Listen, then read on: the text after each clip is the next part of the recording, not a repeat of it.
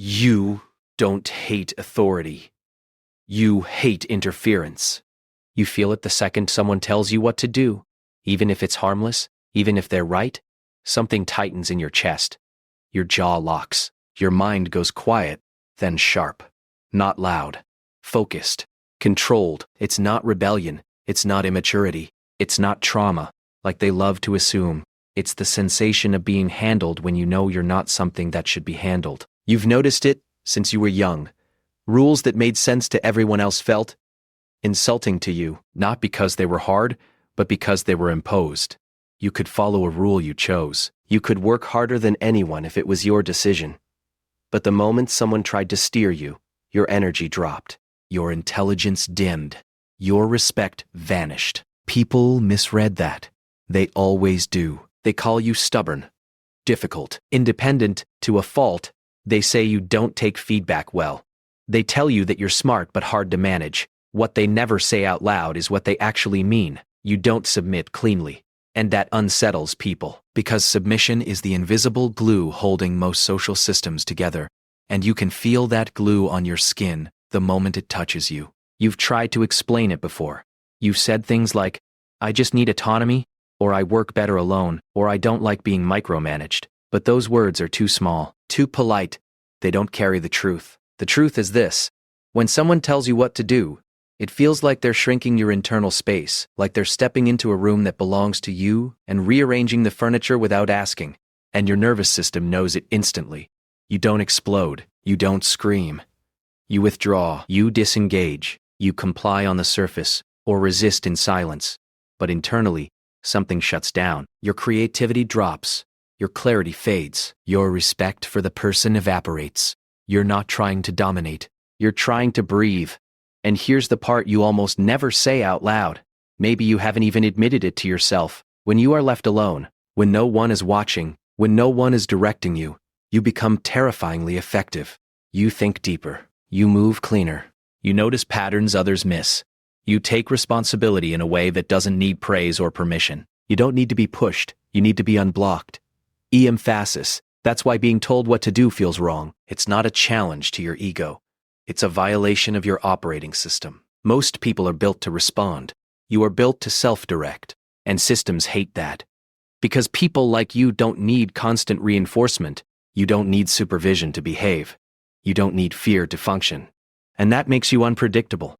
Not chaotic, but uncontainable. If you've ever wondered why you feel more alive when you choose the path, even if it's harder, why obedience drains you faster than effort, why you'd rather struggle freely than succeed under control, there's nothing wrong with you.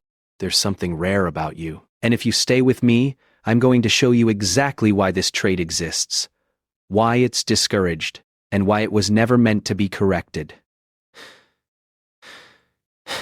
There is a reason this part of you has been treated like a problem your entire life. Not because it's broken, but because it's inconvenient. The enemy isn't a person. It's not your parents. It's not your boss. It's not even authority itself. The enemy is standardization. Modern systems don't optimize for self-directed humans. They optimize for predictability, compliance, smooth coordination. They reward people who can accept instructions without internal friction and penalize those who require internal alignment first. From early on, you're trained to externalize your decision-making. Bells tell you when to move. Schedules tell you when to think. Rules tell you what matters. And most people adapt by shrinking their internal compass until it fits the structure. You didn't. Every time you were told, "Just do it this way," something in you resisted. Not loudly, not dramatically, but viscerally. Your body knew before your mind could explain it. So the system labeled you, not overtly. Subtly. Independent, but with a warning tone. Strong-willed, said like a diagnosis. Difficult, framed as concern. Those labels aren't descriptions. They're containment strategies. Because people who self-direct don't just follow paths, they question them. And questioning slows machines down. It creates friction. It exposes inefficiencies. It reveals that many rules exist not because they're necessary, but because they're convenient for someone else. Emphasis. So your trait gets discouraged, not attacked head-on. That would make you suspicious. Instead, it softened, corrected, helped. You're told to be more flexible, more coachable, more open, more of a team player. And maybe you tried. Maybe you even succeeded for a while. But every time you surrendered your autonomy to fit in, something inside you dimmed. That wasn't weakness. That was signal loss. Because systems built on compliance cannot afford too many people who don't require external control to function. Those people eventually see too much. They notice contradictions. They stop mistaking authority for competence. And that's dangerous. So the world quietly teaches you to distrust your own resistance, to override it, to call it ego or fear or defiance. But here's the truth they don't tell you. If your need for autonomy were a flaw, it would break you. Instead, it keeps working, even under pressure. And in the next phase, I'm going to prove that this trait isn't psychological damage or personality quirk. It's a designed function with a biological signature. Your resistance to being told what to do is not an attitude. It's a regulatory response, and once you see it, you can't unsee it. There is a specific mechanism inside the human nervous system that governs how we respond to control versus choice. Not philosophically, not culturally, biologically. Think of it like this. Some engines are designed to respond to pedals. Others are designed to respond to navigation. Pressing harder doesn't make them faster. It makes them stall. Your system is the second kind. When choice is removed, your nervous system interprets it as environmental constraint, not guidance. And when that happens, your cognitive resources shift away from exploration and toward defense. Not panic defense. Precision defense. This isn't about motivation, it's about orientation. There's a well-established framework in behavioral science that describes how humans regulate behavior based on perceived autonomy versus control. It shows that when autonomy is present, certain individuals experience increased cognitive integration, clearer thinking, deeper focus, stronger internal coherence. When autonomy is removed, those same individuals experience fragmentation, not because they're fragile, but because their system relies on self-initiation to organize itself. Here's the analogy, and it's the only one you need. Imagine a compass. Most people function like GPS devices. They're excellent when there's a signal. They take directions well. They reroute efficiently when told where to go. But remove the signal, and they hesitate. You're not GPS. You're a compass. You don't need turn-by-turn instructions. You need bearing, and when someone tries to override that bearing with constant commands, your system doesn't feel helped. It feels jammed. Emphasis. That's why you can be incredibly disciplined when you choose the mission and strangely resistant when the same actions are externally imposed. It's not inconsistency. It's signal alignment. Studies on intrinsic regulation show that a subset of people exhibit heightened sensitivity to autonomy cues. Their performance, learning, and problem-solving improve dramatically when they feel self-authored, and decline just as dramatically under controlling conditions. Not because they lack skill, but because control disrupts their internal feedback loop. In simpler terms, you don't respond to pressure, you respond to ownership. And that's not learned. It's endogenous. From an evolutionary perspective, groups needed different regulatory types. Some individuals were optimized to follow established patterns quickly and reliably. Others were optimized to explore, adapt, and deviate when conditions changed. The second group required internal authority to function, not because they rejected leadership, but because they were leadership in unstable environments. You come from that line, which means when someone tells you what to do without context, without consent, without respect for your internal compass, your system flags it as a mismatch. Not a threat, a misalignment. And misalignment feels wrong. That's why your body reacts before your mind can justify it. The tightening, the withdrawal, the sudden clarity that this interaction is no longer productive. Here's the crucial part most people miss. This mechanism doesn't degrade over time. If it were a defect, it would soften with conditioning. It would break under pressure. It would adapt to authority eventually.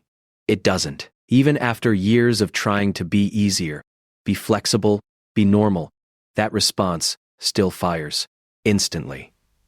Because it's not trauma memory. It's operating architecture.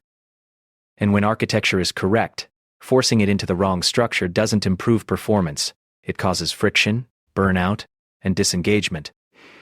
Emphasis, which is why you feel so different when you're left alone to work. Why your mind sharpens instead of drifting. Why responsibility feels lighter when it's self-chosen. Why you don't need someone watching you to do what needs to be done. Your system isn't failing under control. It's refusing it, and that refusal is not emotional. It's functional. There have always been people like you. They're rarely celebrated while they're alive. Not at first. They don't fit cleanly into hierarchies. They don't take orders well. And because of that, they're often isolated long before they're understood. One of them spent most of his life misunderstood, mocked, and quietly sidelined. He wasn't loud. He wasn't charismatic in the traditional sense. But he was relentlessly self-directed. When told how something should be done, he ignored it. Not out of arrogance, but because his internal compass pointed somewhere else.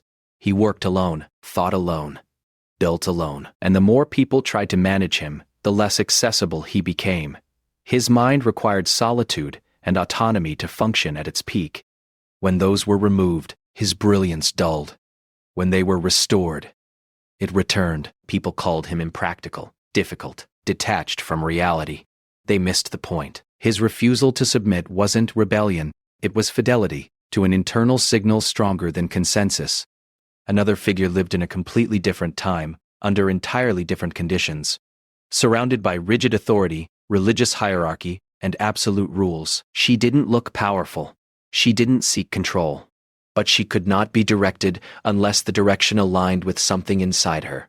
When told to obey without internal agreement, she froze. When commanded to conform, she resisted, not aggressively, but unmovably. It wasn't stubbornness, it was orientation. Her sense of direction didn't come from the structure around her. It came from within. That made her dangerous, not because she wanted to overthrow anything, but because she couldn't be steered. Both of these people were treated the same way you've been treated. They were framed as problems to be corrected, outliers to be managed, talents to be controlled. And when that failed, they were isolated, pushed to the edges, spoken about instead of listened to. What connects them to you isn't fame or achievement. It's how their autonomy was misread. They didn't function best under supervision. They didn't think clearly when told what to do. Their effectiveness depended on internal alignment, on choosing the direction themselves, and every attempt to override that didn't improve them. It diminished them. Sound familiar? You felt that isolation too. The sense that people don't quite know what to do with you, that they want your output but not your process, that they admire your results but distrust your independence. Emphasis, so you learn to go quiet. You stop explaining yourself. You comply just enough to avoid conflict. You reserve your real thinking for when you're alone. And, in that solitude, you feel more like yourself than anywhere else. That's not antisocial. That's selective. These archetypes weren't meant to be comfortable inside rigid systems. They were meant to operate at the edges, where rules break down and judgment matters more than instruction, where adaptation beats obedience, where internal authority becomes the only reliable guide. You don't hate being told what to do because you want chaos. You hate it because your system is built for navigation, not instruction. And the same trait that isolated them is the trait that made them indispensable when the old rules stopped working. Sign 1. Your motivation collapses under supervision. When someone watches you too closely, something inside you shuts down. Not laziness, not anxiety, a drop. Your energy thins. Your thinking narrows. Tasks that felt effortless alone suddenly feel heavy, mechanical, pointless. From the outside, it looks like resistance, like attitude, like you're not trying. Inside, it feels like someone has put a hand on the back of your neck and started steering. Here's the reframe. Your system doesn't generate effort from pressure. It generates effort from self-authorship. Supervision introduces an external reference point that overrides your internal one. And when that happens, your mind reallocates resources. Instead of optimizing the task, it monitors the constraint. Instead of exploring solutions, it manages interference. That's not a flaw.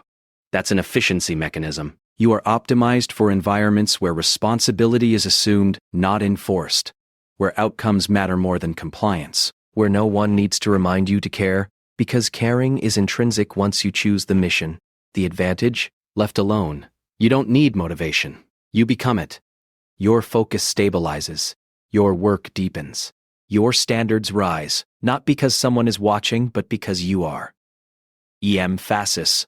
That's autonomy-driven excellence, and it only appears when control disappears. Sign 2. You instinctively question instructions that lack context. When someone gives you an order without explaining why, your trust evaporates. You might still do it. You might nod. You might even execute it well. But internally, a line has been crossed. You stop offering insight. You stop investing thought. You switch to minimal compliance. People mistake this for arrogance. It's not. Your mind is calibrated to meaning, not authority. Instructions without context feel incomplete, like being handed coordinates without a map. Your system needs to understand the terrain to move effectively through it. Here's the function. You're not challenging the person. You're validating the signal. If the instruction can't survive scrutiny, it doesn't deserve full engagement. And once that happens, your system conserves energy, not out of spite, out of precision. The advantage? You don't blindly execute flawed directives. You catch inefficiencies early. You sense when rules exist for control rather than outcome. And when you do commit, it's because the logic holds, not because you were told to comply. Emphasis. That makes you dangerous in systems that rely on unquestioned obedience, and invaluable in environments that need real thinking. Sign 3. You respect authority only when its self-evident titles don't impress you. Position doesn't move you. Hierarchy alone does nothing to earn your loyalty. You listen for competence. You watch for coherence. You feel for alignment. And when those aren't present, your respect doesn't rebel. It withdraws. People call this disrespect. It isn't. Your system doesn't outsource judgment to structure. It performs real-time evaluation. Authority to you isn't granted. It's recognized. It's recognized. This is why you can be deeply loyal to someone you choose, and completely unmoved by someone who expects obedience by default. The reframe: you are not anti-authority. You are anti-false authority. Your nervous system is tuned to detect gaps between role and reality. And when it senses one, it refuses to pretend. That refusal is often silent, subtle, but absolute. The advantage? You don't get trapped by appearances. You don't confuse confidence with competence. You don't follow someone just because others do. When you commit, it's because you've verified the signal. And once you do, your loyalty is unshakable. Emphasis. That makes you hard to control and impossible to manipulate long-term. Sign 4. You work best in bursts of intense, self-chosen focus. Your productivity doesn't look normal. You don't thrive in steady, monitored output. You move in surges, periods of deep immersion followed by withdrawal. When you're on, you're unstoppable. When you're off, forcing it feels unbearable. This gets misread as inconsistency. It's not. Your system enters flow through voluntary engagement. When you choose the task, your focus compresses time. You go deep. You see connections others miss. You exhaust the problem space. But when that engagement is externally forced, the doorway to that state closes. The reframe.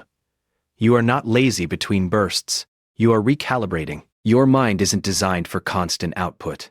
It's designed for depth, and depth requires autonomy to access. The advantage? When conditions are right, your output isn't incremental. It's exponential. You don't just do the work, you reshape it.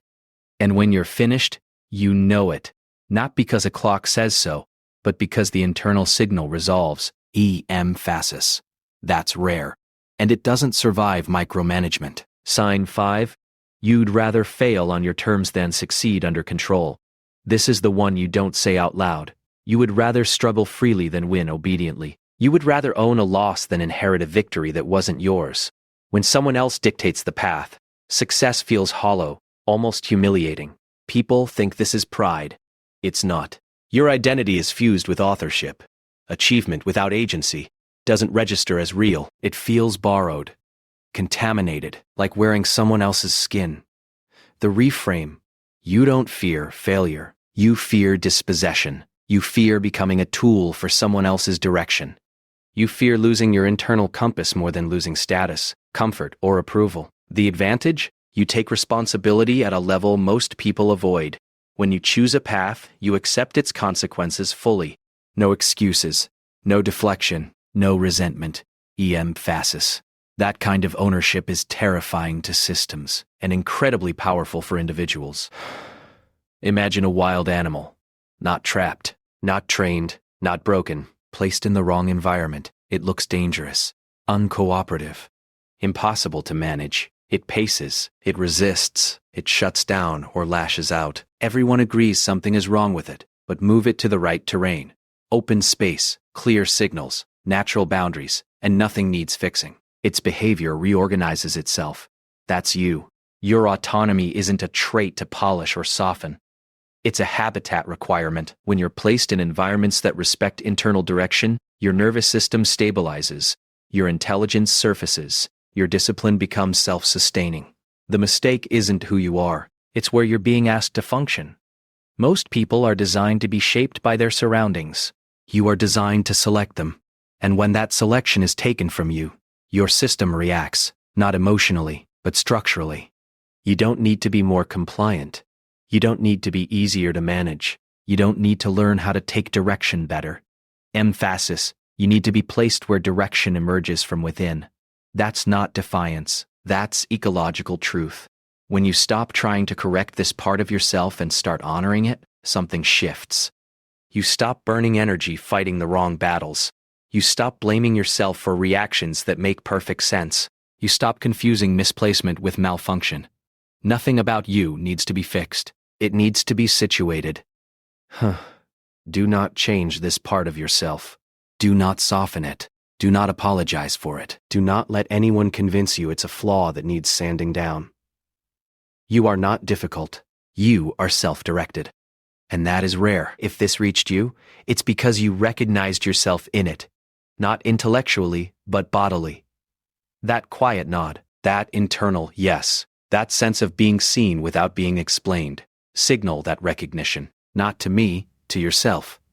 Drop a single no in the comments, not as decoration, as a mark of identity, a reminder that your autonomy isn't negotiable, that your internal compass is real. That being told what to do was never the problem.